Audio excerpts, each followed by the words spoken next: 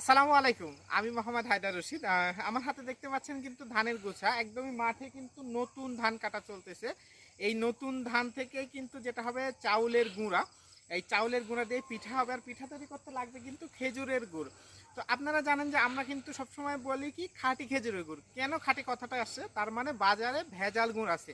তো যেহেতু ভেজাল গুড়ের ভয়ে অনেকে গুড় খাওয়া ছেড়ে দিয়েছেন, তাদের জন্য খুবই সুসংবাদ যে আমি বিগত 5 বছর থেকে কিন্তু একদমই ফ্রেশ খেজুর গাছে থেকে যে রস সংগ্রহ করা হয় সেই রসকে জাল দিয়ে গুড় তৈরি করানোর পর এটা কিন্তু আপনাদের কাছে পৌঁছে দিচ্ছি কোনো কিছু মিক্স ছাড়া।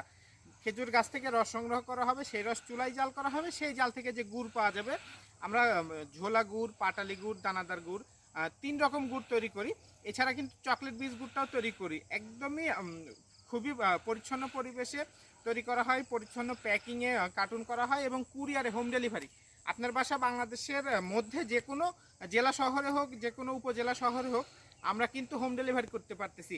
আর যারা একদমই গ্রামে থাকেন, হয়তো কিছু কিছু জায়গায় আমরা গ্রামে হোম ডেলিভারি করতে পারি এবং অগ্রিম 1 টাকাও পেমেন্ট ছাড়া কিন্তু নির্ভেজাল নিরাপদ যে ফ্রেশ খেজুর গাছের যে গুড়, সেই গুড়গুলো কিন্তু আমরা পৌঁছে দিচ্ছি।